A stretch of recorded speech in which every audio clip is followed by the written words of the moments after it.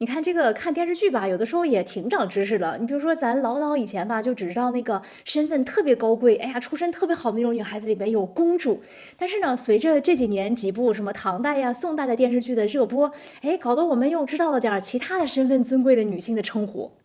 郡主娘娘视力通，眼珠般宝贵，日后肯定是匹配公主、郡主或者是县主。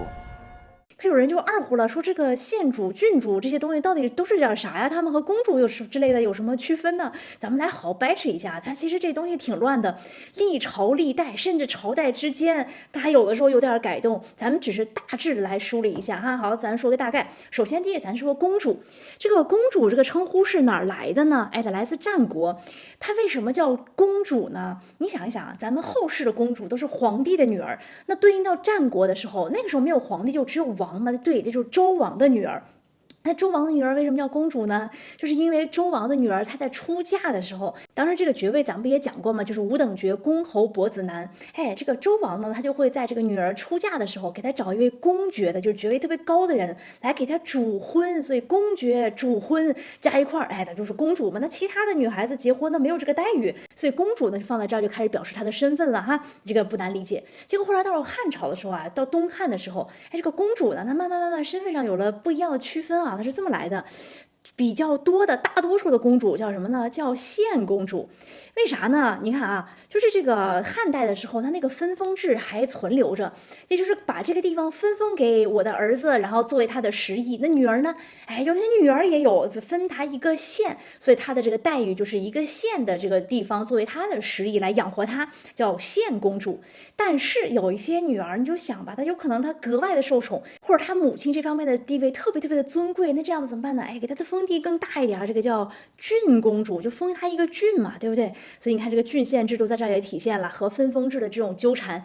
但是呢，其实说也就这么说，最初诞生肯定是这样的一个目的，但是随着这个分封制的土崩瓦解，它叫个县公主也不一定真封一个县给你了，这个咱也都能理解，对不对？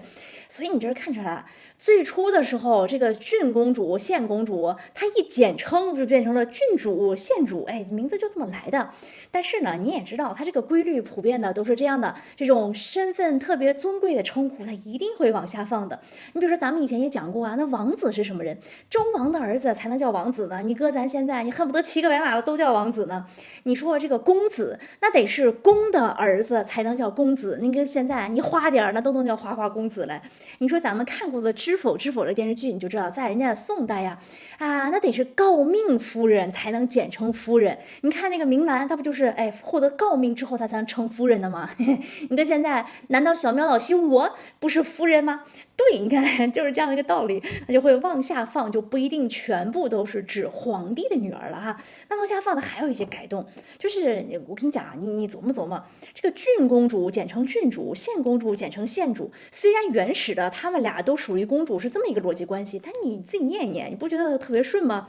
哎，咱说公主，然后郡主、县主，念起来跟一串一个系列的似的，对不对？所以到了唐宋的时候，甚至包括明啊，这个公主它指的是什么呢？还没有变化，指的是皇帝的女儿啊。是我，福康公主，领她去拿果子的。皇帝的女儿呢称公主，你比如说咱们特别熟悉的唐代的什么太平公主啊，包括宋代那个《清平乐》里面演的那个徽柔，那是她徽柔是她的小名，她那个正式的封号叫福康公主，是不是？但是呢，有的时候也有一些特殊的情况，她不是皇帝的女儿，那就是封的嘛。你比如说像咱们唐代的时候熟悉的文成公主，她就不是皇帝亲生的。不过这种事情嘛，咱也知道咋回事，那就和亲去了。皇帝肯定舍不得嫁自己嫡亲的闺女啊，那怎么办？哎，找一个宗室的女孩子，给她一个公主的头衔，给她一个封号，让她以皇帝女儿的这个身份去和亲，就这么个道理来的，对吧？就是分封的。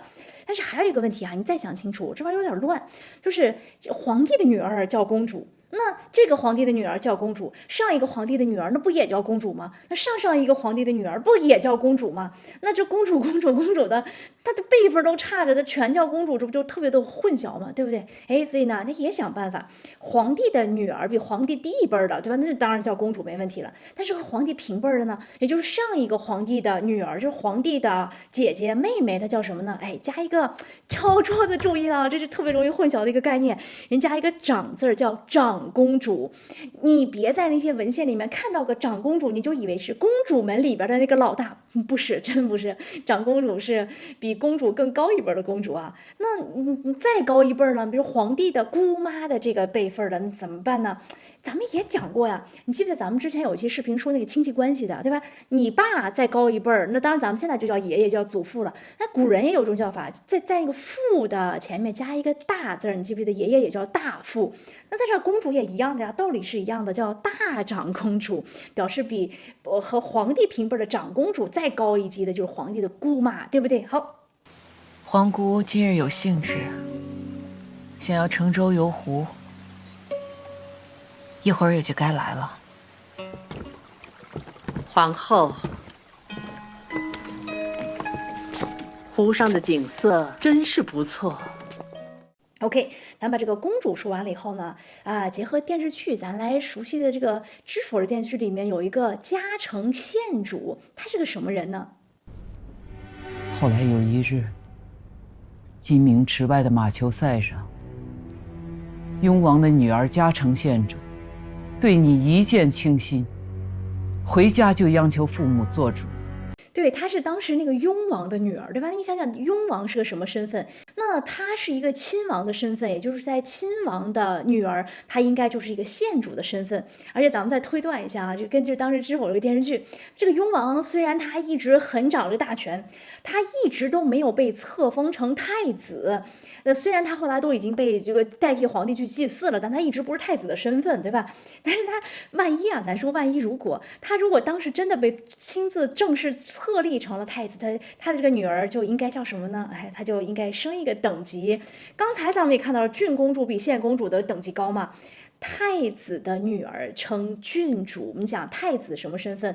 他既比皇帝低一个等级，但是又比普通的亲王高一个等级。哎，他的女儿叫郡主，也就是雍王当时如果真是正式册立过，他这个嘉诚县主就升格成嘉诚郡主。万一雍王再登了基，那他的这个嘉诚郡主就上升成了嘉诚公主，这个能理解对不对？当然了，这个也不是肯定的啦。你比如说郡主这块，万一哪个亲王人家立过什么功啦，哎，特别受皇帝的赏识了，就把这个亲王家的这个女儿县主册封成郡主的，这也不是没有的，都可能的。甚至有的都不是亲王，就是那种特别劳苦功高的那种功臣，是个外姓的，他的女儿册封个郡主，这个也不是不行的，对吧？哎，反正就是那么一个身份嘛。好了，那要是这么说的话啊，这个知否里边啊，刚才咱们说嘉诚升成县郡主什么的，只是一个猜测。你知否里面确确实实是有一位存在的郡主的呀。你的胆子可真够大的，你不想想这齐家是什么门户？当爹的位居正一品，受勋公爵，那为母的是柴皇后人，打小在宫中养大的，受封郡主。对的，这又是一个历史常识啊！这个柴皇是个什么人呢？柴皇，你看他身份是皇嘛，对吧？你想想宋代是怎么建立的呀？是赵匡胤陈桥兵变，是造反叛乱起的兵啊。那当时他造的是谁的反呢？当时公司的老董事长是谁呢？哎，就叫后周嘛。那个后周的皇家就姓柴，所以柴皇的后人是这么来的，对吧？宋朝这个朝代比较个别，比较特殊啊。你看咱们其他的朝代，哎，推翻了前朝的统治之后，那对之前的那个老董事长，那恨不得是打倒他，再踩两脚，生怕他能死灰复燃的。但宋朝不一样，宋朝吧，就确实是统治者，要不就是害怕人家天下人说他，还是怎么着，反正无论如何，宋朝的这个皇家对待以前的老董事长，就是柴皇家是很好很好的。你根据这电视剧里面也看出来了，人家柴皇的一个后人，一个女孩子，她从小是被养在皇后娘娘身边的。而且你看这电视剧里面，小公爷的妈妈管人家皇后娘娘，是不是叫母后啊？对吧？这个关系还是很亲近的，所以确确实实他这个郡主的身份很尊贵。当然啦，如果你要真的去看的话，没准你在其他的电视剧里面，或者在其他的阅读的文言文的文献里面，还会遇到其他人啊。这个公主、郡主、县主再往下排，还有等级更低一点的，比如说叫乡主，比如说叫亭主，哎，这就是一些地方诸侯王的这个女儿，就这么叫吧。你从这个名字上都看上她管辖的地方越来越小，身份就越来越靠后了呗。